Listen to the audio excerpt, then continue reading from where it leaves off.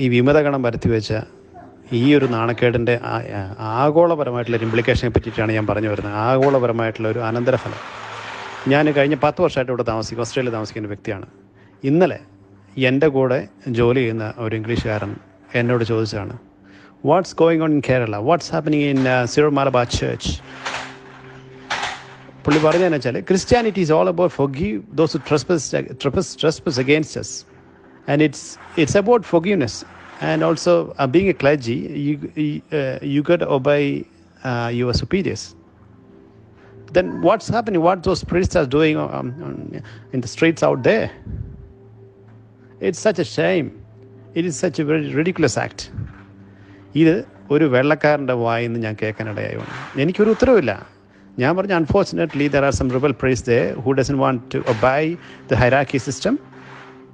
അതാണ് സംഭവിക്കുന്നത് ഞാൻ പറഞ്ഞു. പക്ഷേ നിങ്ങൾ ഈ പൊട്ടക്കണത്തിൽ വീണ തവളേനെ പോലെ അവിടെ കാണിക്കുന്ന പ്രശ്നം അവിടെ മാത്രമേ അറിയുള്ളൂ എന്ന് ചിന്തിക്കരുത്. അതിൻ്റെ നാണക്കേട് ഈ ലോകം മുഴുവൻ പരന്നു കിടക്കുന്ന സീറോ മലബാർ സഭയിലെ ഓരോ വ്യക്തികളെയും നമുക്കത് അത് നമ്മളെ നെഗറ്റീവായിട്ട് ഇൻഫ്ലുവൻസ് ചെയ്യുകയാണ്.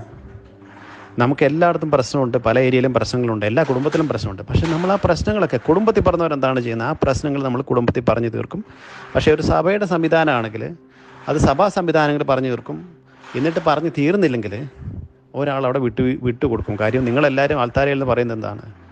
നിങ്ങൾ ക്ഷമിക്കുവിൻ, ഒരു കർണത്തടിച്ചവനും മറ്റു കർണം കാണിച്ചു കൊടുക്കുന്നതാണ് നിങ്ങൾ ആൾത്താരയിൽ നിന്ന് ഞങ്ങളോട് ഉദ്ബോധിപ്പിക്കുന്നത് വർഷങ്ങളായിട്ട്.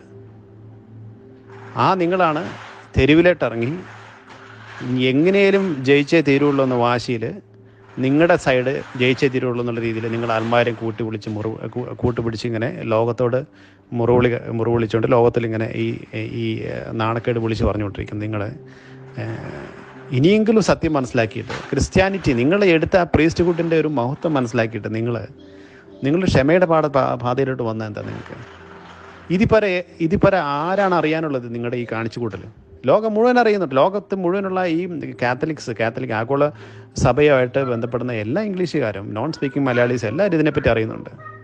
ഇതിൻ്റെ എല്ലാം നാണക്കേട് നമുക്കാണ്.